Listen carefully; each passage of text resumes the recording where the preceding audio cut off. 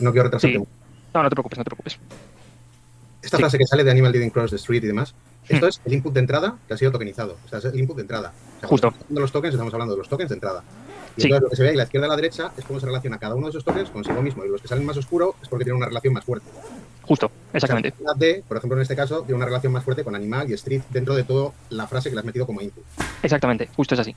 Sí, es O sea, no justamente, tiene nada que ver realmente. ni con los tokens de salida, ni con la respuesta, ni... No, es dentro de la entrada, cómo se Exacto, relacionan cada uno de los tokens con... Vale, gracias. exacto, nada, nada, a ti. Que justo esa parte no os la expliqué. Vuelvo aquí atrás un segundo, no os preocupéis. Es este bloque, justo lo que acabamos de ver. Entonces, no tiene que ver con la salida, es un proceso intermedio y lo que hemos visto es como si fuesen los tokens, en realidad no son tokens, sino que serían embeddings al que luego se le pone la posición, pero para hacerlo más simplificado y que se entienda mejor, lo imaginamos con tokens. Efectivamente, lo que vemos aquí es justo lo que has dicho. Son todos los tokens relacionándose, bueno, justo ese ejemplo es otro, pero es lo mismo. Los tokens relacionándose consigo mismo y con todos los demás, viendo en cuál deberían fijarse más o cuál es más importante para ellos. Entonces, justo en este caso, pues bueno, de Animal, de Street, este tipo de asociaciones que para nosotros también resultan normales, que justo el artículo tenga relación con los sujetos, justo es lo que comentas. Cuanto más azul en este caso, también más azul la flecha, más relación tiene entre sí. Y esta flecha que veis abajo, que veis, es justo con el punto final, bueno, con el final de frase, que a veces también se relaciona. No pretendo entender del todo las matemáticas que hay por aquí debajo, pero entonces, en esta relación, este K y Q, y ¿qué es? O sea, la pregunta, Sí, ¿qué relaciona D con street? ¿Ahí qué pregunta hay? ¿O qué valor hay? sí. Vale, esa es buenísima pregunta. Estos valores Q, K y V son intrínsecos de los embeddings, del resultado que nos da el embedding. Es decir, este Q, K y V ya vienen predefinidos. No vienen predefinidos por token, sino que vienen predefinidos por el embedding. Es decir, nosotros con el embedding dijimos que teníamos como un puntito en el espacio, pues un vector. Este vector nos va a dar este K, Q y V, y aunque parezca mentira, que parece magia, relacionando estos valores que nos da el embedding, somos capaces de decidir si nos tenemos que fijar o no. Lo que quiero decir es, si tenemos el mismo embedding, va a tener el mismo Q, K y V. Son valores que tienen, no por defecto, pero bueno, como hay infinitos valores, pues al final no son por defecto, pero son valores que son una función simplemente calculados y ya está. Pero sí, es complejo entender este valor. Por eso os he hecho el símil con los candidatos, porque esta parte de atención es muy compleja, teóricamente, de entender. A veces no queda nada claro. Suelen hacer ejemplos de puertas, lo habréis visto también con algún ejemplo de puertas y llaves. A ver qué llave abre qué puerta y cómo abres la puerta de bien. Bueno, pues ese tipo de cosas también es un símil. Pero que sepáis que estos Como, Q y V, sí, son dime, como si fueran constantes son predefinidas. constantes Hay predefinidas para cada uno de los embeddings. o sea, resultantes de todo el entrenamiento del modelo, han Sí. salido una serie de valores fijos, que son estas constantes, que luego se utilizan. Exacto, sí, son distintas para cada uno de los tokens, pero están predefinidas por todo el entrenamiento que ha recibido el modelo. Sí, Gracias. nada, tío. Sí, esta parte es un poco compleja, por eso me dedico a hacer el ejemplo lo mejor posible.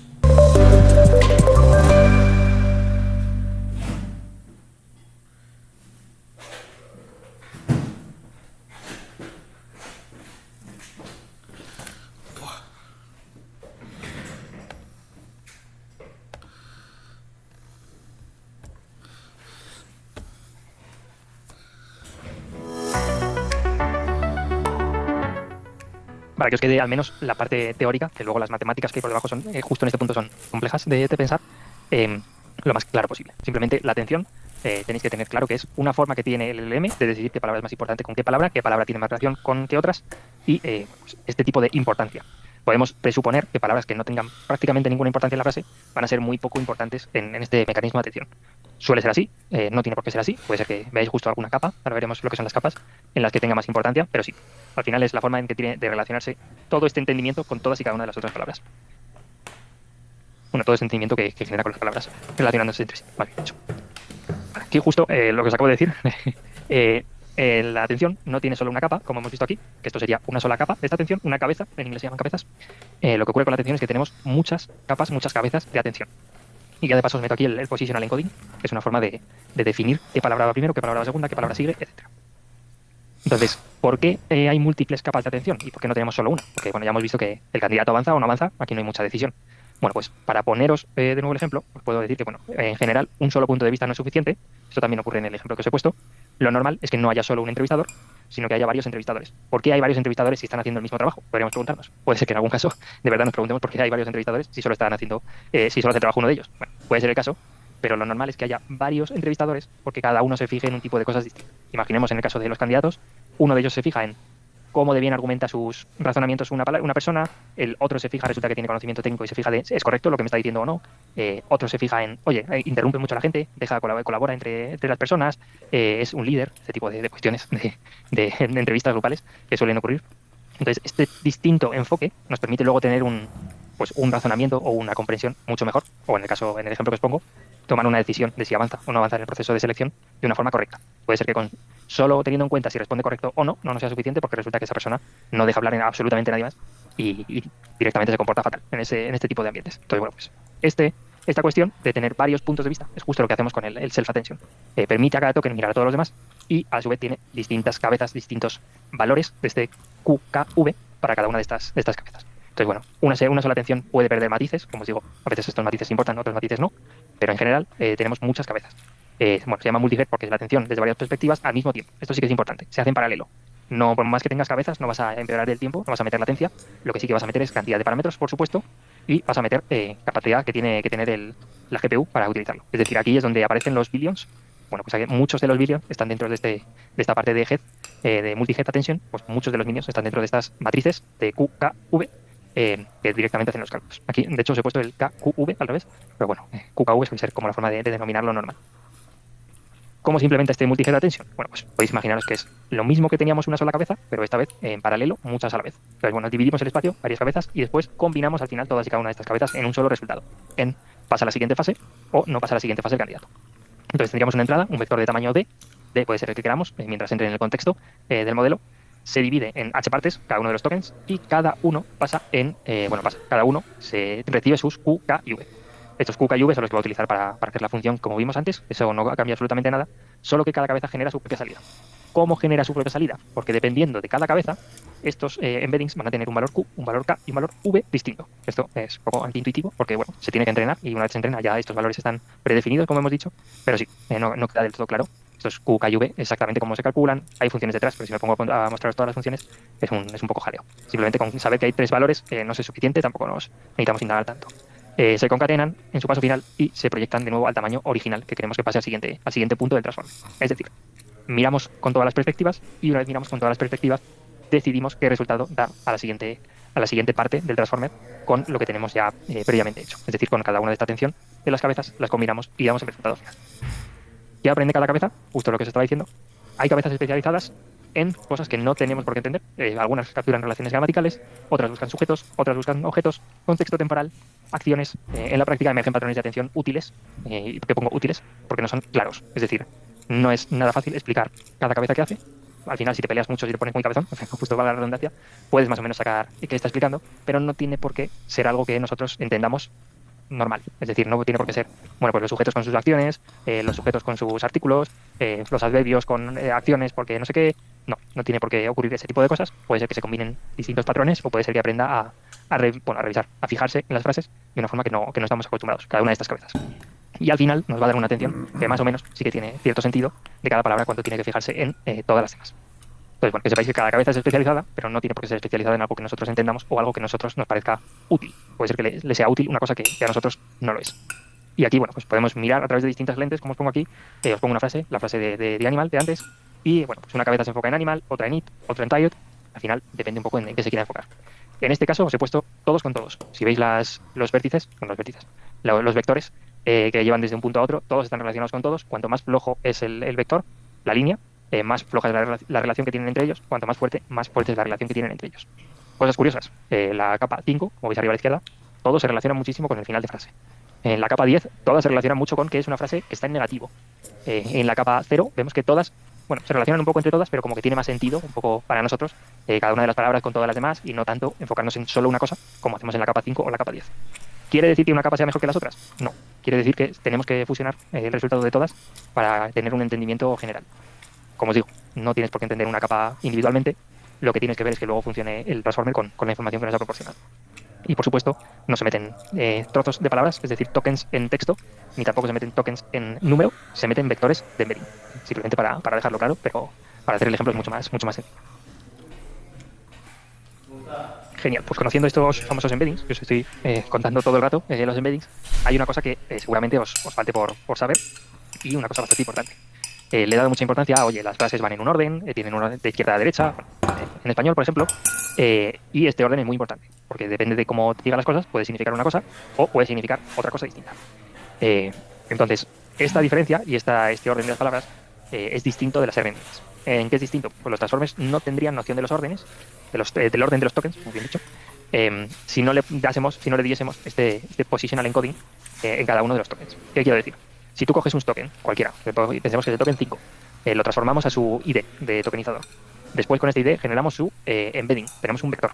Este vector es su punto en el espacio, pero no nos está diciendo este embedding es el número 5 en la frase. No, esto no lo tendríamos en ningún momento con solo hacer estas operaciones que os acabo de comentar. Entonces, ¿qué hacemos? Bueno, pues se usa un positional encoding para inyectar información de la posición en los embeddings. ¿Cómo inyectamos esta posición en los embeddings? Pues lo que hacemos es algo matemáticamente muy sencillo, de nuevo teóricamente un poco complejo, pero mucho menos que la atención. Lo que hacemos es, tenemos una serie de sinusoides, cosenos o senos, y con estas sinusoides, dependiendo de su periodo, lo que vamos a hacer es que nos dé distintos puntos en el espacio. Podemos ver en los 4 ejemplos que os pongo, imaginemos, yo estoy viendo el de la izquierda arriba, si vemos la grafiquita azul, hay puntos. Estos puntos que os estoy diciendo son puntos enteros, es decir, 1, 2, 3, 4, 5, 6, 7.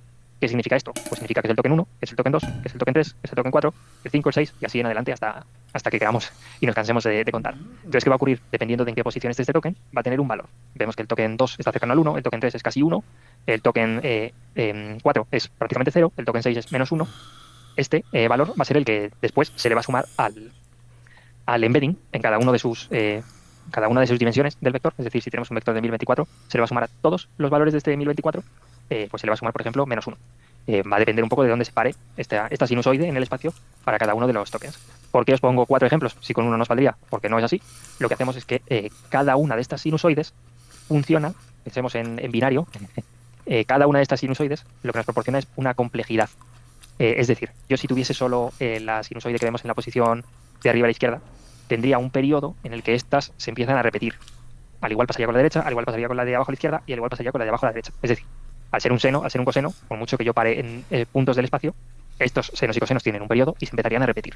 ¿Qué hago? Mezclo ciertos periodos, es decir, pues por ejemplo, un periodo de, en este caso, no, bueno, sí, es un periodo de 7 más o menos, pues 7,2, 7,3, para que sea más estricto, y lo que hago es mezclar distintas sinusoides con distintos periodos para poder generar una combinación. Por eso os digo el binario, para que penséis en 0, 1, 1, 0, 1. Bueno, pues este tipo de combinaciones lo que hacemos es utilizar sinusoides para generar combinaciones entre ellas y que cada número sea totalmente independiente. Es decir, que no se pueda repetir un número con otro.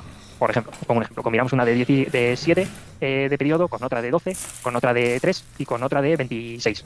Bueno, pues resulta que matemáticamente tenemos no sé cuántas posiciones sin que se repita el valor directamente. Entonces podemos tener X, como os digo, posiciones que podemos identificar de cada uno de los tokens. ¿Y por qué hacemos esto tan complejo y no le ponemos 1, 2, 3, 4, que es el pensamiento que hemos tenido todos? Bueno, pues esto es mucho más fácil, mucho más fácil. Si lo pensamos así fácil, no es tan fácil en el sentido de que nosotros meterle un número, pero lo que podemos hacer es que esto se combina muy sencillo con los embeddings, no hay que tener un valor aparte, y aparte es muy rápido el cálculo de las sinusoides hoy en día, entonces esto no introduce casi nada de latencia, porque al final es una fórmula directamente, simplemente yo te doy X cuando paro en el tiempo, de hecho, no sé si sí, exactamente, te doy la posición de cada una de estas sinusoides, como os digo, puede ser seno o puede ser coseno, al final lo decide el que hace el transformer.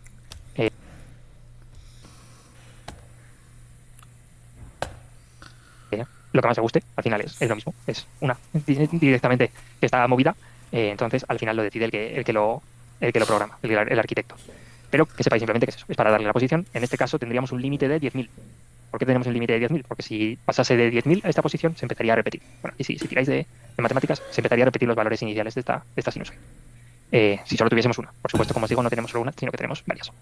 Y para cada dimensión del embedding se le hace este cálculo.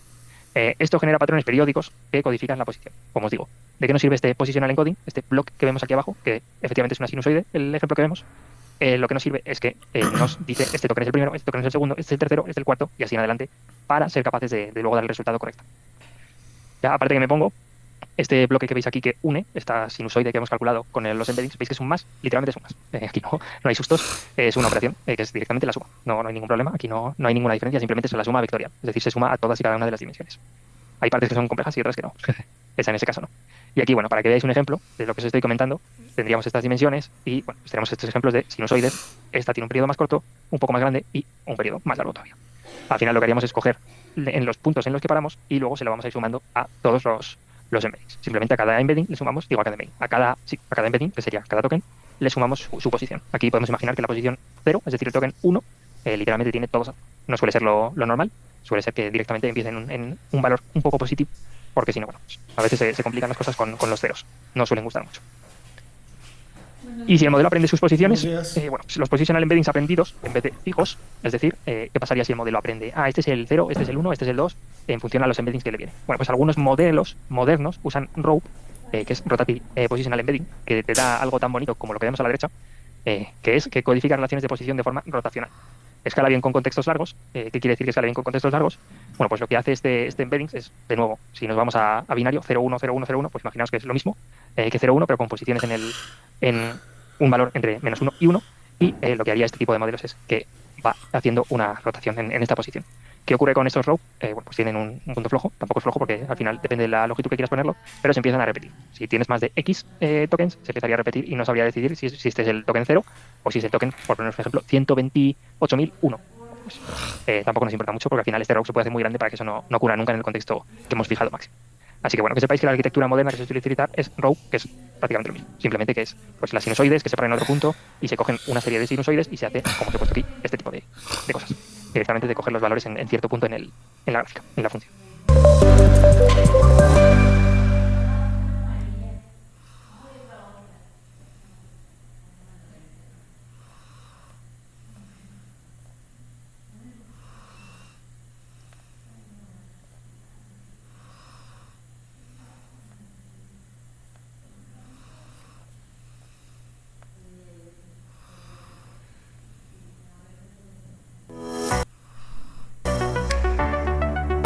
Perfecto.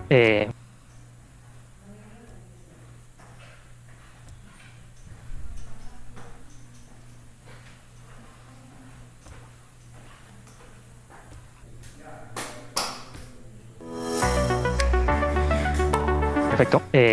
Flujo completo. Venga, sí. Vamos a verlo, que me quedan 3 minutos y ya con esto terminamos.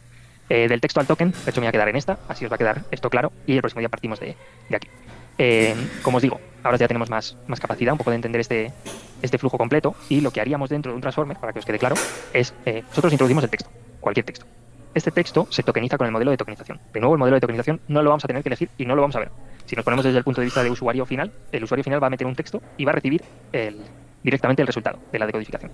Pero como vamos a ver qué ocurre por dentro para luego ser capaces de sacarle todo lo que podamos sacar de estos LLMs, pues vamos a ver qué ocurre. Tenemos el texto, lo tokenizamos con su modelo de tokenización. Estos tokens los transformamos a embeddings. Como os dije, los tokens son IDs, son números, y estos números se transforman en embedding, a un vector en un espacio vectorial de n dimensiones, depende del embedding. Puede ser 100, puede ser 512, puede ser 1024, puede ser lo que queramos. O en el ejemplo que vimos, que fueran 2. Estos embeddings, luego se le pone la posición, se le coloca la posición en la que están. Es el primero en la frase, es el segundo, es el tercero, es el cuarto, bueno, en la frase, en todo el prompt que haya traducido el usuario, etcétera.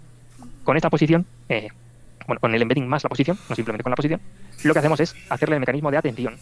Vemos que en el ejemplo que os ponía ya venían ordenaditos en función a la frase, pero la forma que tenemos de ordenarlos es en función al positional encoding que tienen. Entonces tendríamos este mecanismo de atención, y este mecanismo de atención nos daría unos resultados. Que aquí, cajita negra hasta el próximo día, que os lo explico todo, pero hasta aquí un poco cajita negra después. Tendría unos resultados y sacaría unos valores de la atención de estos embeddings. Después pasaría por una capa que se llama feedforward, que por ahora no me voy a dedicar a explicarla, como os digo, lo voy a comentar en la clase que viene. Después de feedforward pasaríamos con otra cajita que todavía no conocemos, que es normalización y residuals. Esta caja, ya os digo que es la más sencilla. Y por último, lo siguiente que haríamos sería la predicción del siguiente token, es decir, cuál es el token siguiente. Y después os pongo aquí que vendría una decodificación. ¿Por qué vendría una decodificación? Porque, como podéis suponer, el token predicho para la siguiente palabra no es texto, sino que vuelve a ser un ID, lo mismo que teníamos con la tokenización inicial.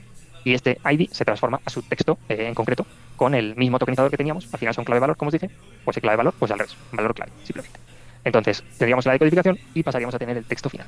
Así que esta sería un poco la ejecución, así vista un poco de 0 a 100, de todo lo que ocurre dentro del transformer. De nuevo, el próximo día vamos a verlo, las cajas que nos faltan, y veréis que entendemos todo el transformer en general. Y ya pasaremos a hacer cosas más del día a día, por así decirlo, a hablar usaremos la API para comunicarnos, recibiremos la respuesta y veremos también capacidades de estos LLMs. Así que bueno, por hoy os dejo libres. Hoy hay fútbol de nuevo, así que los que os guste el fútbol, disfrutadlo. Y nada, muchas gracias por estar aquí y os veo el miércoles. No, yo el miércoles no, hoy es miércoles. Os veo el lunes. Que no sé ni qué día vivo. Muchas gracias a todos y buenas noches.